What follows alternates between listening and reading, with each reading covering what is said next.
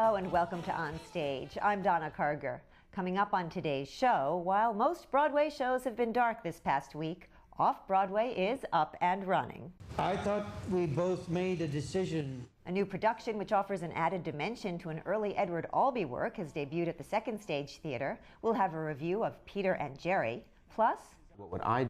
Some special thank yous regarding our coverage of the. And finally today, we turn to the off-Broadway scene, which has, of course, been up and running. Over at the Second Stage Theatre last Sunday night, Edward Albee's Peter and Jerry made its debut. This work offers new insight into Albee's seminal 1958 play, The Zoo Story, a piece that introduced us to the characters of Peter and Jerry, who meet on a park bench in Central Park.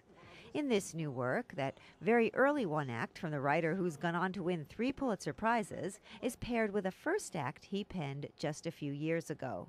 It's called Home Life, and it takes place in Peter's home shortly before the action in Zoo Story. Probably when I finished writing The Zoo Story, it occurred to me that maybe we didn't know Peter as well as we knew Jerry, and someday I would write a first act so we got to know Peter better.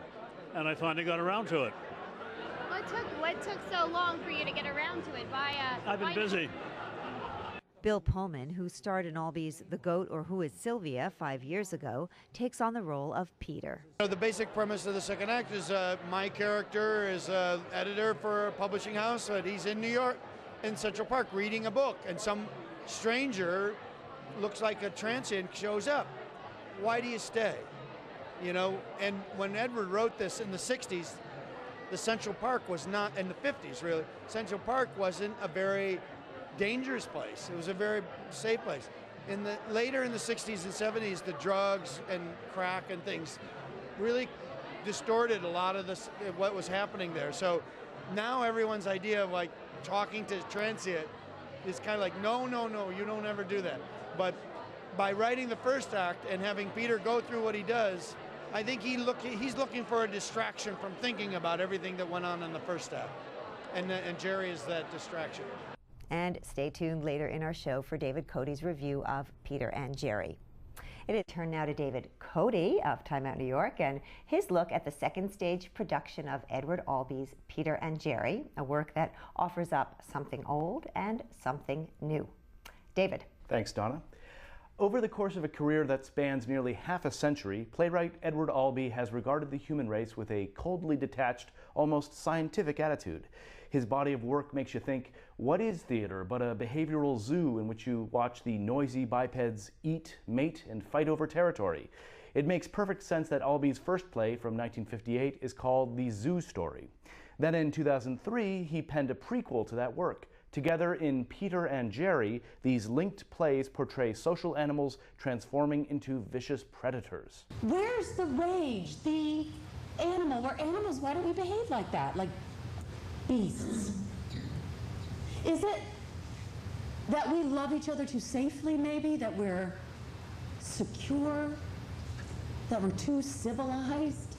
In Act 1, Home Life, the bookish Peter, expertly underplayed by Bill Pullman, finds his reading interrupted by his wife Anne, played by Joanna Day. She wants to have a talk about what we don't know, but soon the couple is elliptically discussing sex, growing older, and their pets. Suddenly, shockingly, Peter recalls an incident of rough sex he had with a girl in college. His wife is understandably disturbed. Then in Act 2, The Zoo Story, Peter is again interrupted, but this time he's on a park bench hours later, and the interrupter is Jerry, a shabby, talkative young man who seems both charming and dangerous. In both parts, Albee toys with opposing elements, human versus animal, civilized versus savage, private versus public, and homo versus hetero. Yet the play remains captivatingly mysterious as it lurches toward a violent climax. The performances are mostly excellent. Dallas Roberts is a shaggy, twitchy genius, carving his way with strangely delicate brutality through the massive 6-page monologue that Jerry delivers about his encounters with a dog. And Pullman, who reacts most of the time, crafts an everyman with murky depths. Joanna Day is slightly disappointing as Anne, but then her character as written is a little too flat, a mere device to get Peter to reveal his secrets. Still, directed tightly by Pam McKinnon on an appropriately abstract set, Peter and Jerry remains a haunting two-part X-ray of social dynamics and poisoned communication. Person has to have some way of dealing with something, with a bed, with a cockroach, with a mirror. No, that's too hard. That's one of the last steps. Although the poetic power of Albee's language is stronger in the zoo story than in the looser later work, these pieces resonate with one another. By the end of Peter and Jerry, the accumulated tension and terror is palpable. Welcome to Edward Albee's world. Please don't feed the animals. Donna.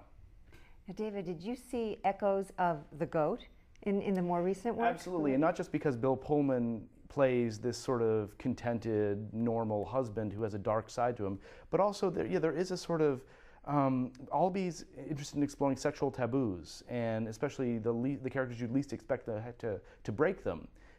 So there is that definite envelope pushing thing going on here. Right, and of course Bill Pullman was in The Goat right. as well a few years back. He's a perfect actor to do these sorts of roles because you instantly like him, and he's an everyman, but you know he can also suggest these sort of hidden depths. I mean, I think David Lynch also knows that, and he's worked with Pullman as well. So it's excellent casting here, definitely. Okay, great. Thanks, David. That is it for this edition of On.